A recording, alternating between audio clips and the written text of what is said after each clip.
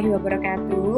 Selamat pagi semuanya. Perkenalkan saya dari kelompok 8 mata kuliah Kewarganegaraan dengan dosen pengampu Ibu Niluh Ayu Sukmawati SPD MHum akan mempresentasikan hasil kerja dari kelompok 8, yaitu kami mengambil topik Wakil Bupati Jember laporkan Bupati ke KPK atas dugaan penyimpangan anggaran. Baik, langsung saja. Di sini ada beberapa nama anggota kelompok. Yang pertama yaitu ada Nadiatus Solihah dari NIM akhir 045, Diva Ayu Mutiara Sari dari NIM akhir 047, Yulia Masita dari NIM akhir 073, dan Novinda Fitra Prasasti dari NIM akhir 077. Baik, yang selanjutnya yaitu adalah pendahuluan. Laporan Wakil Bupati Jember Joko Susanto kepada KPK terhadap Bupati Muhammad Fawaid mencerminkan kompleksitas dan tantangan dalam tata kelola pemerintahan daerah. Kasus ini menyoroti dugaan penyimpangan anggaran, lemahnya pengawasan internal, dan ketidaksesuaian dengan prinsip transparansi serta akuntabilitas.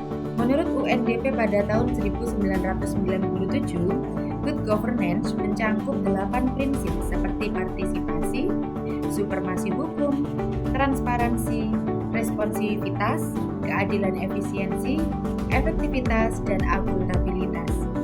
Di Jember, pelanggaran prinsip-prinsip ini tampak dari ketidakjelasan pembagian tugas serta lemahnya sistem pengawasan. Oleh karena itu, penting dilakukan pengkajian dan perbaikan penerapan good governance agar pemerintahan daerah lebih transparan, akuntabel, dan efektif dalam mendorong pembangunan berkelanjutan serta meningkatkan kepercayaan. Yang selanjutnya yaitu landasan teoritis. Pada landasan teoritis ini, hubungan antara bupati dan wakil bupati dapat dijelaskan melalui teori agensi Jensen dan Meckling 1976 yang menyoroti potensi perbedaan kepentingan dan ketidakseimbangan informasi antara pihak pemberi mandat atau prinsipal dan pelaksanaan atau agen. Dalam konteks pemerintahan daerah, kurangnya koordinasi dan keterbukaan antara bupati dan wakil bupati dapat membuka peluang penyalahgunaan wewenang. Menurut Wiyanto tahun 2005, lemahnya akuntabilitas internal menjadi penyebab utama masalah tata kelola pemerintahan. Kasus di Jember menunjukkan bahwa ketidakharmonisan politik dan kurangnya pengawasan dapat merusak kepercayaan publik. Karena itu, penguatan akuntabilitas dan transparansi menjadi kunci agar hubungan keduanya tetap sehat dan berorientasi pada kepentingan masyarakat. Yang selanjutnya yaitu akar permasalahan.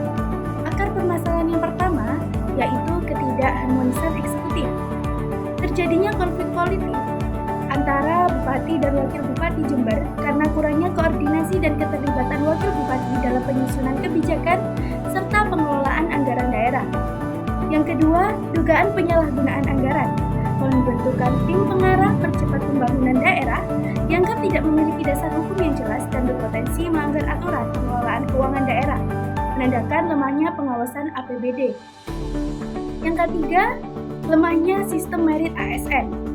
Penunjukan penjabat diduga lebih dipengaruhi loyalitas politik daripada kompetensi, yang berdampak pada turunannya profesionalisme, birokrasi, dan munculnya praktik kolusi.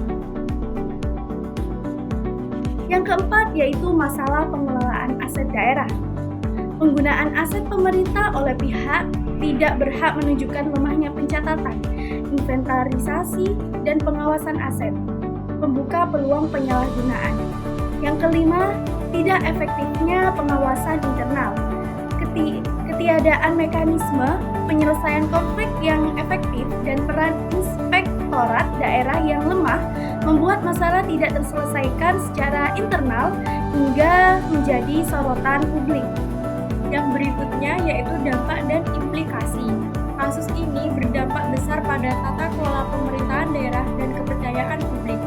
Secara politik, konflik antar bupati dan wakil bupati menurun legitimasi pemerintah. Secara administratif, ketegangan internal menghambat proses pembangunan. Secara sosial, kepercayaan masyarakat terhadap pejabat publik menurun dan menimbulkan sikap apatis. Jika terbukti ada pelanggaran keuangan, akan ada sanksi hukum. sehingga peran KPK, BPK, dan Inspektorat sangat penting untuk menjaga integritas serta transparansi pemerintah. Yang selanjutnya yaitu adalah metode penelitian. Nah, metode penelitiannya ini yaitu yang pertama ada transparansi anggaran. Terapkan sistem e-budgeting dan e-procurement untuk memastikan proses perencanaan dan pelaksanaan anggaran lebih terbuka dan akuntabel. Yang kedua yaitu penguatan inspektorat.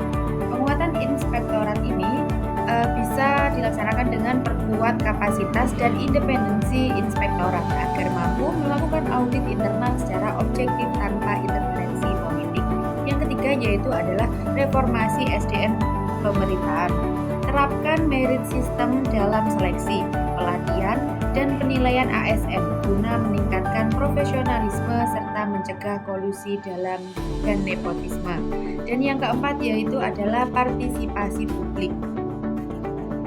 Pada partisipasi publik ini, dorong keterlibatan masyarakat, media, dan juga akademisi dalam pengawasan melalui audit sosial untuk mewujudkan keterbukaan dan akuntabilitas publik.